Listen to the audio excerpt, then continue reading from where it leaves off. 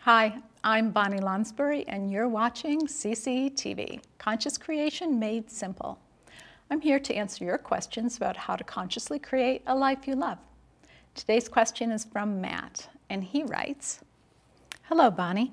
First of all, I want you to know that I love the map.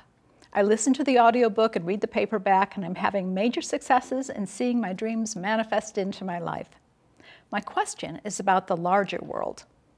I believe and understand my ability to create my own reality, but how do my creations work with other people's creations? I meditate on creating peace for the world every evening. I put energy into a world free from war and gun violence. If it is all me, I can make this happen. But if I am the one creating everything, then did I create the war in Afghanistan? 9/11? Global warming? And if there are other people out there who want war, destruction, hate, and violence, do our opposing energies fight against each other and the strongest or the majority energy wins? I would love to hear your opinion on this subject. Thank you, Matt." Oh, it does get dicey when we try to figure out the nuances of collective manifestation. If we create it all, how on earth can we begin to take responsibility for the atrocities in the world? And if we don't create everything, well then, who does? Where does our power begin, and where does it end? Let me see if I can help you gain some clarity, Matt. First of all, you do create it all. We all do. But we create in two different ways. First, we create by making things happen. That's conscious creation. But we also create by letting things happen. And that's unconscious creation. You didn't make the war and other atrocities happen, but you did let them happen, as did I and every other human being on the planet. And we're now learning how to create our world differently. Let's begin with a little backstory. When we decided to incarnate on Earth this lifetime, we knew there would be a lot of darkness, and we knew what we were getting into. Many of us wanted to come here to be able to create the same changes that you're dreaming of, Matt.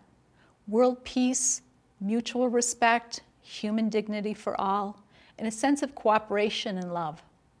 Thank you for your daily meditations on world peace. They absolutely do make a difference. But the way to make the greatest possible difference is for you to personally become as powerful as possible. You see, the more powerful you become, the more impact you can have on others, and then eventually on the world. You can't change the entire world right off the bat. You haven't owned that you're that powerful yet. First, you need to take responsibility for creating your own life to be one of peace, love, success, abundance, and joy. When you create a beautiful life for yourself and clear out the obstacles and beliefs that say you can't, you begin to not just believe in, but to know your own power. It's then that you can most effectively create a world you love too. Because let's face it, it's one thing to create parking spaces. It's quite another to create unlimited abundance, a job you love, vibrant health, and fabulous relationships.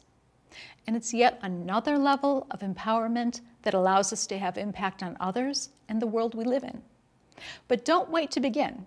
Actually, right now, you could have even more impact on your planet than you do on your very own life.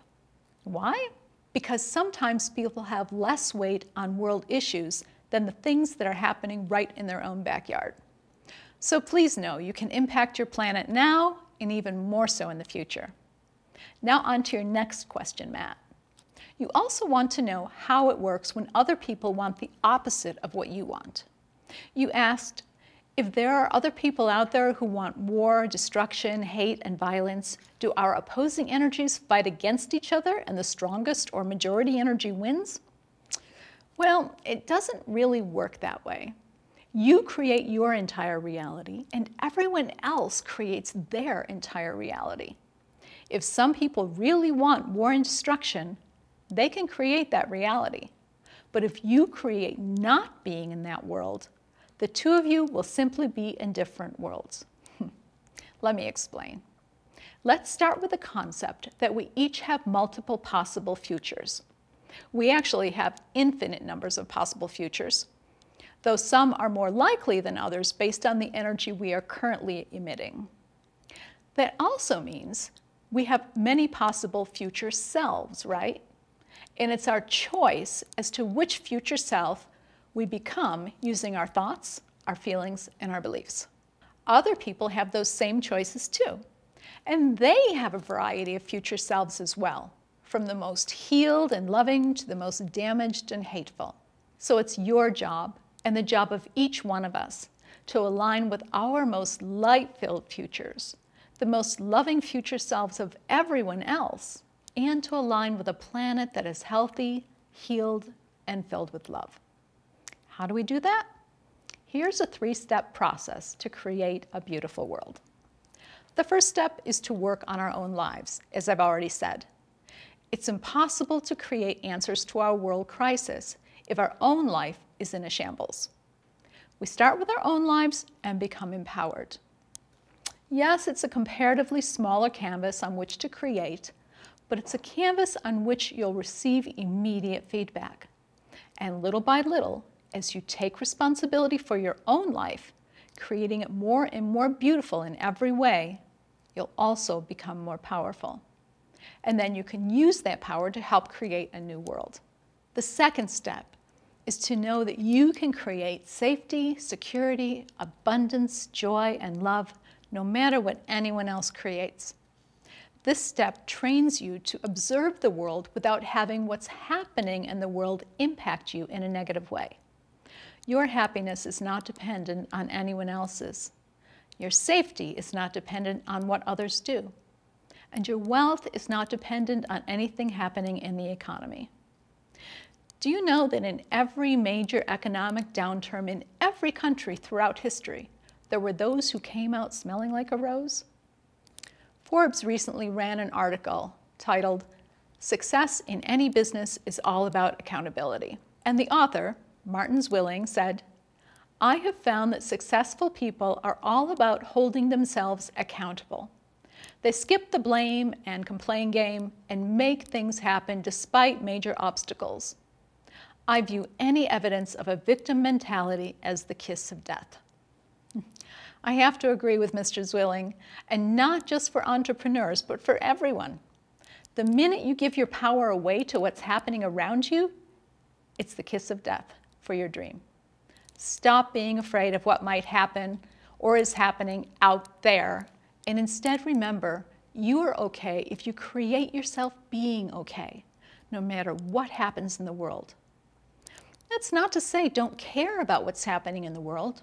You can care without being affected by it emotionally by practicing compassionate detachment.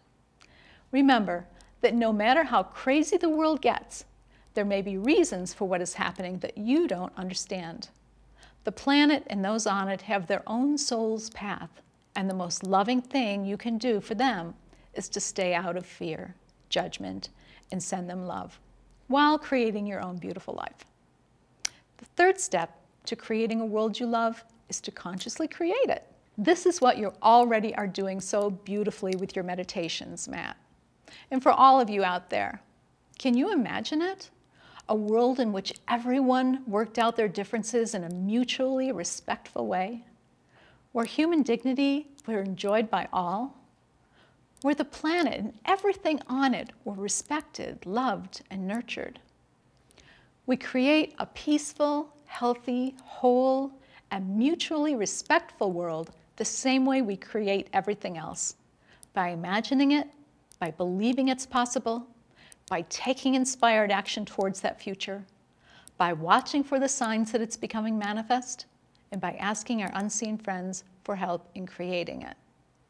As the channeled entity Bashar said, "You don't get peace by hating war. You get peace by loving peace." I hope this answers your questions, Matt. Thanks for asking them. Now I'd love to hear from you. Have you ever felt powerless in the face of the challenges of the world? How did you shift into a powerful resonance once again? Come on over to Live a Life You Love and join the discussion. Also, I'd like to know if you enjoyed this video. If you did, please like it, subscribe to this channel, and share it with your friends. Don't forget to sign up to receive email updates at livealifeyoulove.com. Thank you so much for watching, and remember, you are more powerful than you can even imagine. Make a commitment to yourself to discover that power and to consciously create a life you love.